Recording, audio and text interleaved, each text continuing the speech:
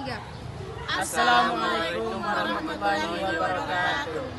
Kami dari kelompok 6 akan menampilkan hasil dari video wawancara kami yang bertemakan hubungan perdagangan ekspor dan impor luar negeri dengan berbagai negara.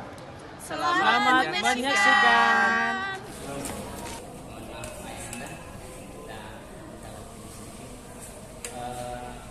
Ini mengenai perdagangan internasional kita.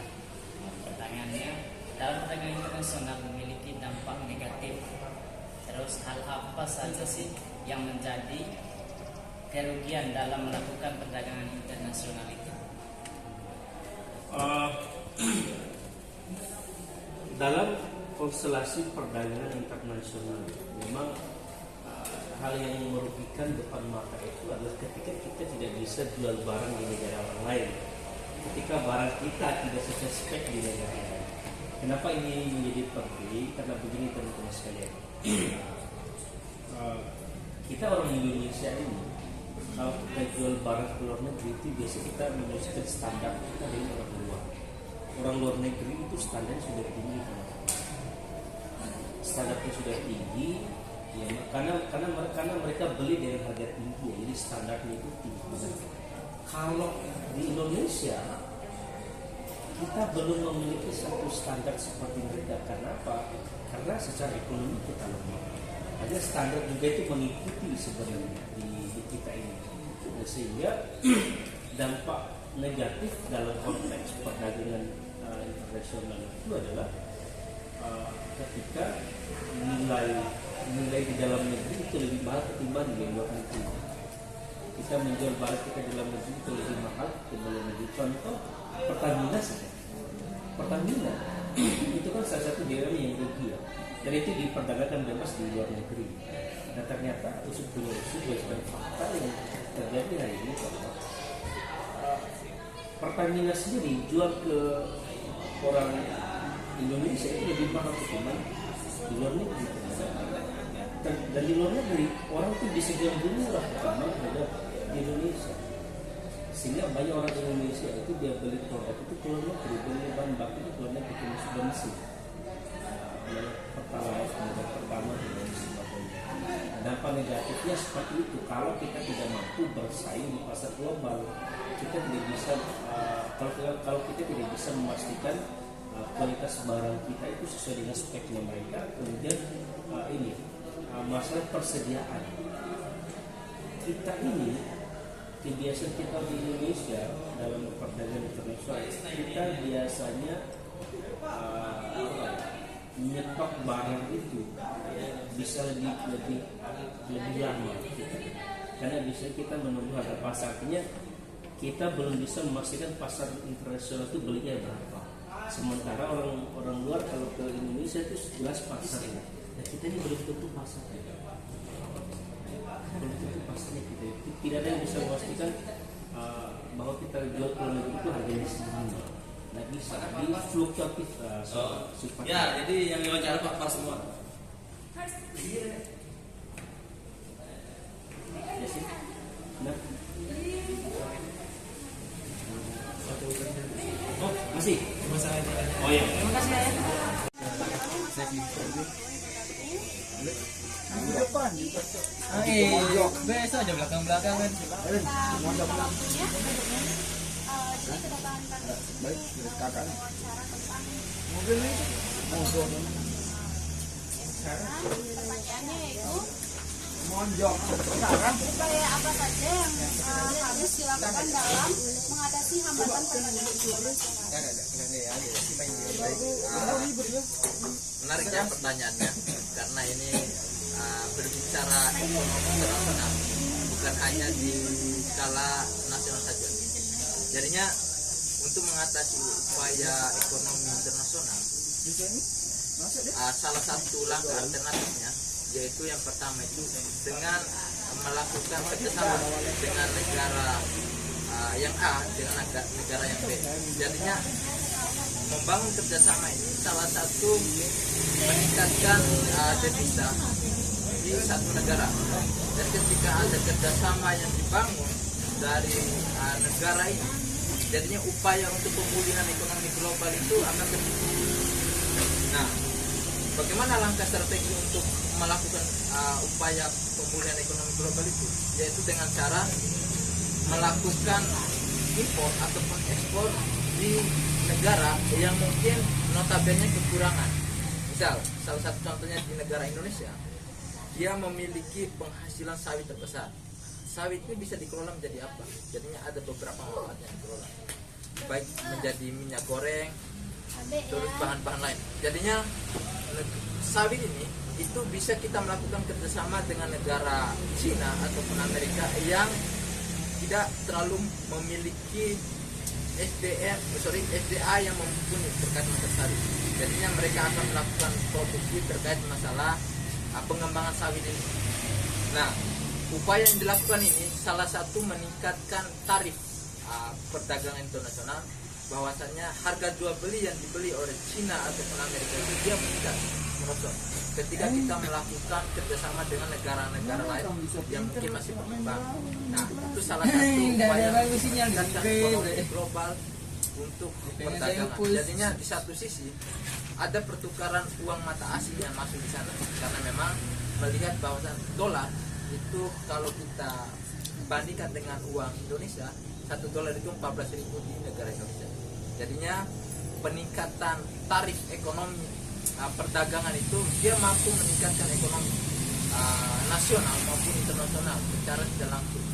Nah, itulah beberapa upaya untuk tidak terjadinya inflasi di beberapa negara, terkhusus negara Indonesia. Nah, mungkin itu. Assalamualaikum warahmatullahi wabarakatuh. Waalaikumsalam warahmatullahi wabarakatuh. Baik, saya sedikit ingin bertanya kepada Ayahanda. Menurut pandangan atau menurut pendapat Ayahanda, mengapa sih Indonesia itu melakukan perdagangan internasional, khususnya kegiatan impor itu? Kegiatan impor ya, ekspor ya. Kalau saya ambil di dunia otomotif ya, kenapa kita harus ada perdagangan internasional seperti ekspor impor? Saya ambil di dunia otomotif, salah satunya adalah sebuah mobil atau motor. Kita di Indonesia tidak ada yang bisa mempabrik atau membuat motor mesinnya, tetapi kalau bodi dan lain sebagainya itu kita Indonesia Masalah sendiri. perbaikan gitu ya. Ya, nah itu bukan masalah perbaikan, tapi masalah untuk pembuatan reproduksi, ya produksi karena dia itu belum ada di Indonesia. Contohnya kayak kemarin dijanjikan mobil SMK di Indonesia sendiri mau memproduksi, bisa diimpor bisa diekspor katanya, ekspor sampai ke luar negeri, tapi kenyataannya itu belum ada sampai hari ini yang saya lihat. Makanya kita warga negara Indonesia atau kita sebagai orang Indonesia, wajibnya kita ekspor impor itu di antara salah satunya adalah di dunia otomotif. Dan masih banyak juga hal-hal lain yang harus ekspor impor. Ya, pasti jika kita kekurangan pangan itu pasti kita impor kan? Pasti kita impor juga dari luar negeri ketika kita kekurangan. Makanya hubungan internasional ini tidak bisa diputuskan dengan berbagai macam alasan. Masih banyak alasan-alasan lain, tapi saya ambil simpel saja, di antaranya itu tadi adalah otomotif. Itu karena kebutuhan kita lihat aja di sekitar kita ya, masalah motor pasti diimpor ya, diimpor dari luar negeri karena itu adalah salah satu kebutuhan kita dalam sehari-hari. Itu kaitan dengan perdagangan ya. Ada lagi yang harus ditanyakan? Ya, semoga menjadi tugas ini bermanfaat. Tanya sedikit katanya. Jadi pertanyaannya itu adalah apa saja yang akan terjadi jika suatu negara hanya berfokus menjual satu produk ya. Tapi kan kenapa kok pertanyaannya gitu? Maksudnya gini, negara itu kan isinya banyak entitas ekonomi, maksudnya nggak mungkin cuma kalau dari realitasnya itu satu negara itu nggak mungkin jual satu produk aja kan? Karena banyak komunitas, karena kebutuhan masyarakat tapi mungkin banyak sih ini jawabannya. Apa yang sebenarnya pengen digali, maksudnya gini, tadi yang WSA itu tentang hubungan ekonomi antar negara gitu. Apa Kalau apanya yang dari digali? kelompok kita ini Pak, hubungan perdagangan ekspor impor luar negeri dengan berbagai negara. Iya sama sebenarnya. Apanya yang pengen digali? Maksud saya apa yang lebih spesifik ada atau cuma secara umum? Oke. Sebenarnya jawabannya agak panjang, tapi mungkin bisa saya persingkat. Pola perdagangan antar negara itu sebenarnya dia berkembang, berubah. Kalau dulu perdagangan antar negara itu lebih banyak itu barang-barang akhir. Misalnya begini, misalnya hubungan perdagangan antara Eropa dengan Asia, atau kalau lebih spesifik Jerman dengan Indonesia misalnya. Jadi perdagangan itu barang akhir. Misalnya Jerman itu produksinya apa? Kalau di otomotif misalnya mobil BMW atau Mercedes. Nah dulu produksi BMW atau Mercedes ini dilakukan di satu klaster yang lokal, maksudnya di Jerman mungkin ada pabriknya. Di mana ya kalau pabrik BMW atau Mercedes? Jadi seluruh proses produksi itu dilakukan di satu negara. Misalnya BMW di Jerman, kemudian diproduksi menjadi barang akhir. Barang akhirnya kemudian diekspor ke Indonesia, misalnya ke Thailand, ke Malaysia dan lain-lain sebagainya. Nah tapi kemudian pola ini bergeser. Jadi produksi barang dan jasa itu tidak lagi terjadi hanya di satu negara, tapi berkembang.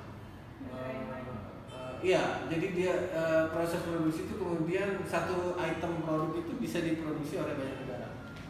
Kenapa begitu? Ya alasan pertamanya pasti kalau bisnis itu alasannya efisiensi. Mereka mencari bagaimana cara supaya memproduksi barang itu costnya lebih murah dari sebelumnya kan.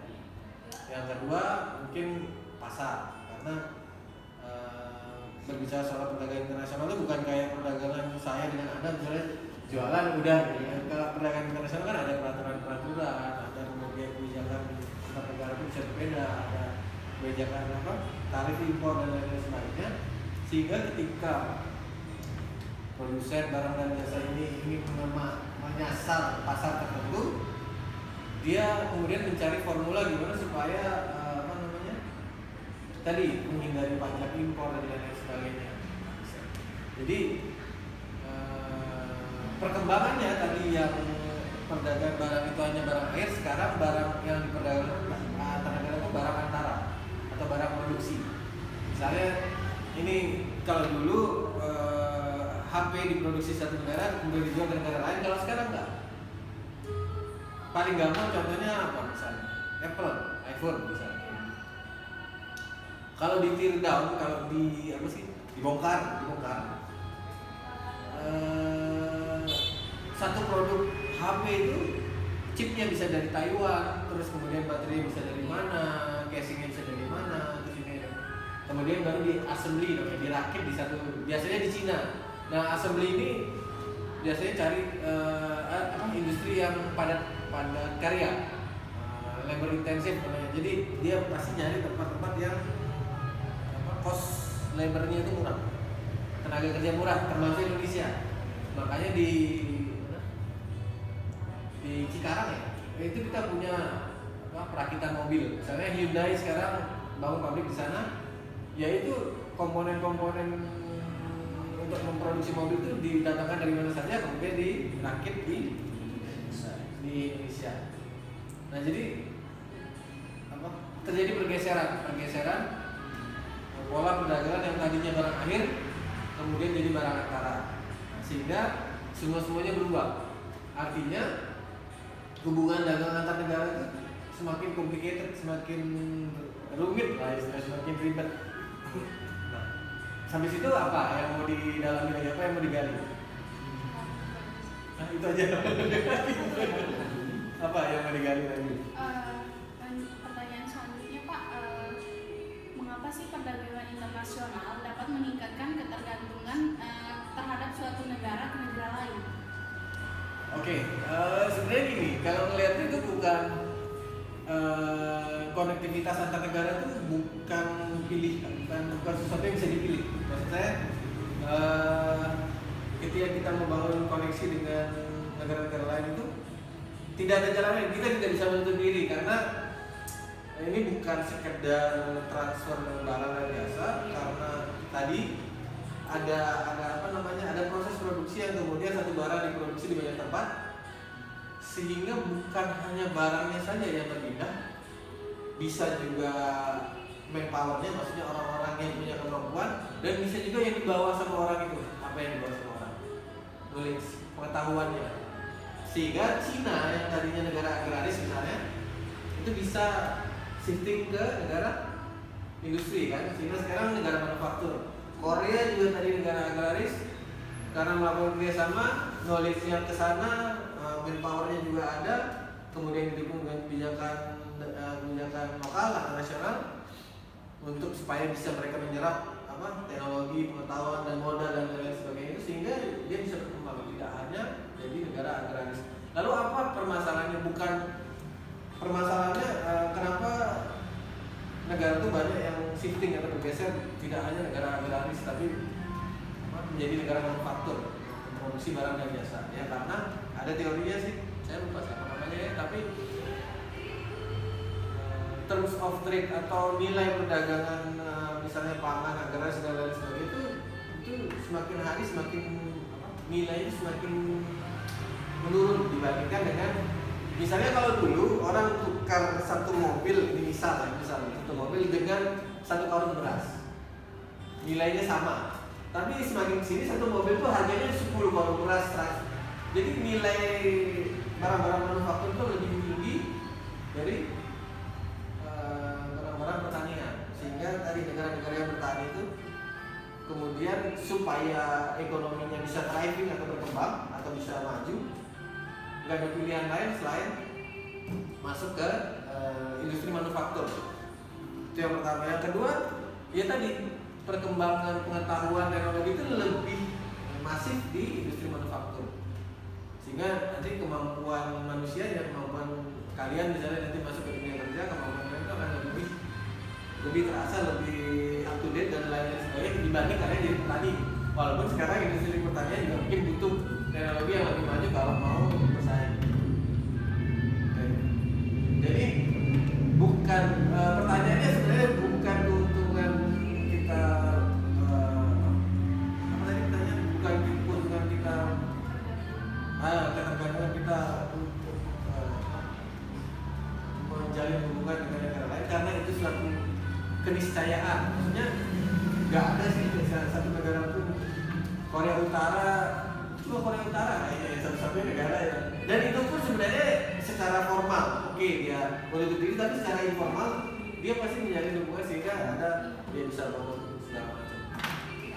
Jadi pernyataan atau pertanyaannya bukan kenapa apa tadi? Bukan kita ketergantungan. Jadi pernyataan yang lebih tepatnya adalah koneksi atau perdagangan internasional atau perdagangan antar negara itu suatu yang niscaya atau yang satu yang pasti terjadi. Cuman kemudian gimana kita bisa mendapat benefit dari itu yang paling penting sebenarnya. Ya tadi supaya bukan nggak tergantung pasti. Cuma nanti bagaimana kita menutup ketergantungan itu menjadi sesuatu yang menguntungkan buat kita. Itu sih. Nah panjang nanti pembahasannya itu, nanti ada kebijakan pemerintah dan lain sebagainya. Ada lagi? Itu aja Pak. Okay. Cuma dua pertanyaan. Siap. Terima kasih Pak. Ya. Boleh minta namanya Pak? Oh iya. Kok bisa nanya soal HI ada Hubungan internasional. oh, ada? Iya. Siapa yang ada? Pak Isnaini. Isnaini. Iya, Pak Isnaini.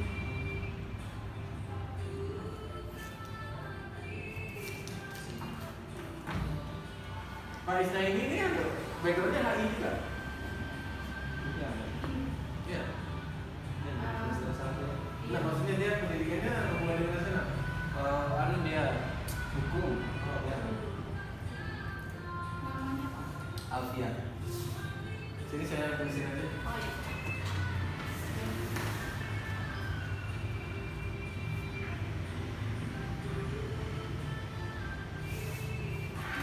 Perlu.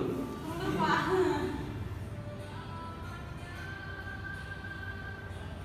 MA ini bukan agama ya.